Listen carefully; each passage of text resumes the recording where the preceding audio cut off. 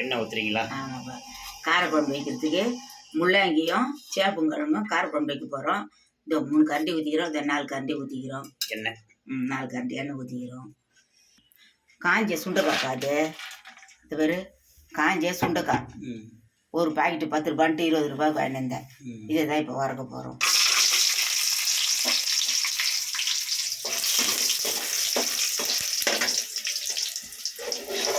ரொம்ப தீ விடக்கூடாது. மிளகா மாதிரி கம்மி தீயிலே வச்சு தான் வறக்கணும். அதிகமாக தீ போடக்கூடாது, ஏன்னா அப்படியே கருத்து போயிடும். கொஞ்சம் கசப்பாக இருக்குமாம்மா இது? ஆமாம், கசப்பாக தான் இருக்கும். உடம்புக்கு நல்லதுப்பா. நாங்கள் சின்ன பசங்களாக இருக்கும்போதெல்லாம் அப்போல்லாம் மூட்டை மூட்டையாக தூக்கின்னு வருவாங்க. படி கணக்கில் அழுது போடுவாங்க. இதெல்லாம் இப்போ எங்கே கண்ணிலே பார்க்க முடியுது. அந்த பேக்கெட்டில் தான் பார்க்குறதா இருக்குது. அதுவும் ஒரு பாக்கெட்டு 10 ரூபான்ட்டு 4 இது கூட சுண்டக்கா கூட இல்லை. அதில் 10 ரூபான்னு 2 பாக்கெட் வாங்கினேன் 20 ரூபாய்க்கு.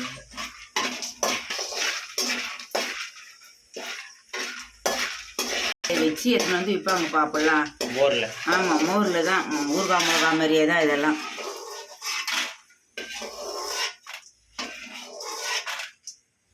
அவ்வளோதான், எடுத்துட்டோம். இதுதான் 20 ரூபா. இதுலேயே இந்த கடுகு மருப்பு போடுறேன். 2 பூண்டு போடுறேன். வெங்காயம், தக்காளி, கருவேப்பிலை இதை 3 போட்டுக்கலாம்.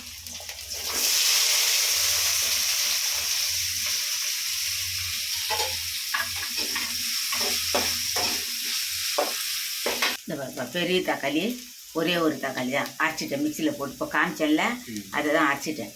இப்போ இந்த வெங்காயத்தில் ஊற்றி வதக்கிடலாம்.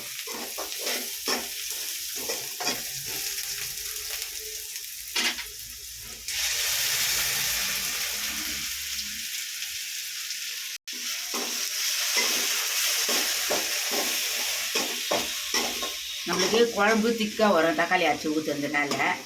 அதனால தான் ஒரு தக்காளி பெரிய தக்காளியாக அரைச்சி ஊற்றிட்டாங்க. இந்த கருப்பில் போடுறேன். தக்காளி போட்டால் குழம்பு திக்காகிடுமா? ஆமாப்பா, குழம்பு திக்காகிடும்.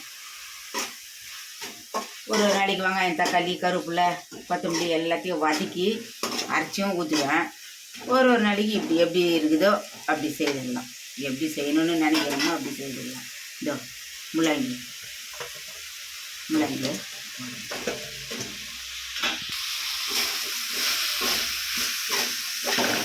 முள்ளங்கி போட்டு வதக்குறேன். ஆமாப்பா, முள்ளங்கி போட்டு வதக்குறேன். இந்த வதங்கிடுச்சு. அவ்வளோதான், சும்மா அப்படி வறுத்தா போதும். வதங்கிடுச்சு. இப்போ மிளகாத்தூள் போட்டுடலாம்.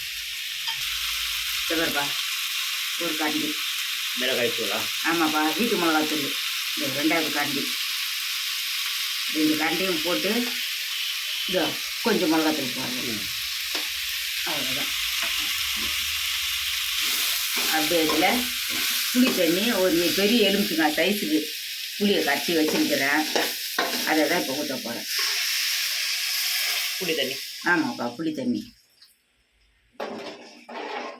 அப்படியே கலக்கி உப்பு போட்டு தான் கரைச்சி வச்சுக்கிறேன். புளி தண்ணியை உப்பு போட்டு தான் கரைச்சி வச்சுருக்கிறேன். இப்போ மூடிடலாம். அது கொதிக்கிட்டோம். கொதிக்கிட்டப்பா, சேப்பங்கிழங்கு 2 விசில் வச்சுருக்குறோம்.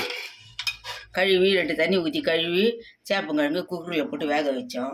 2 விசில் வந்ததுமே ஆஃப் பண்ணி கொஞ்சம் நேரம் பொறுத்து இதை எடுக்கிறோம். தூளை உரிச்சிட்டு குழம்புல இறக்கும்போது போட்டு இறக்க வேண்டியது தான். இப்போ உரிக்கணும். அது சுடுதுப்பா. தோல் உரிக்கிறேன். எல்லாத்தையும் தோலை உரித்து சேப்பங்கிழங்கு. ஆமாம், 2 விசில் வேக வச்சு இறக்கி வச்சுருந்தேன். இப்போ கொஞ்சம் விசில் அடங்கட்டன்ட்டு உரிக்கிறேன். இதை உரித்து இறக்குற டைமில் குழம்புல போட்டு இறக்க வேண்டியது தான். இதை உரித்து வைக்கிறேன். எல்லாம் உரிச்சாச்சா? சேப்பங்கிழங்கு உரிச்சாச்சு.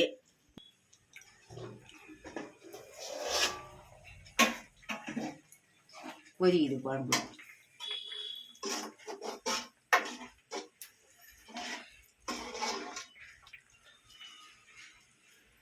கொஞ்சம் உப்புலாம் எப்படி இருக்குன்னு பார்த்துக்கலாம். உப்பு கொஞ்சம் கம்மியாகுதுப்பா, போட்டுக்கலாம். குழம்பு நல்லா தான் இருக்குது.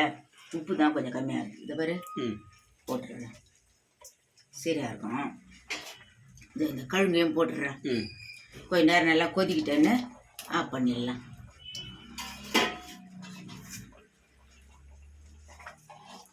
இந்த பாரு சேப்பங்குழம்பு முள்ளாங்கி காரக்குழம்பு நல்லா கொதிக்கிட்டோம், கொதிச்சு சுண்டிட்டோம் குழம்பு நல்லா இருக்கும். சுண்டக்காய் ரெடி ஆயிடுச்சு. இந்த பாருப்பா சேப்பங்கிழமும் முள்ளாங்கியும் போட்டு குழம்பு வச்சுருக்குறோம். ரெடி ஆயிடுச்சு. அவ்வளோதான், இறக்க வேண்டியது தான். கேஸை ஆஃப் பண்ண வேண்டியது தான். இதே மாதிரி நீங்களும் வீட்டில் ட்ரை பண்ணி பாருங்கள். நல்லா இருக்கும். ஒரு எலுமிச்சங்காய் அவ்வளோ புளி போட்டுங்க, பெரிய எலுமிச்சங்காய் சைஸ் புளி போட்டுங்க, நல்லா கரைச்சி நீருக்க வச்சுங்க. இந்த மிளகாத்தூள் வீட்டு மிளகாத்தூளாக இருக்கணும், நல்லாயிருக்கும் குழம்பு. வீட்டு மிளகாத்தூள் இது 2.5 கரண்டி போட்டுக்கிறேன். சூப்பராக இருக்கும் குழம்பு. நான் வச்ச மாரி வச்சு சாப்பிட்டு பாருங்கள், அப்புறம் சொல்லுங்கள். நல்லாயிருக்கும்.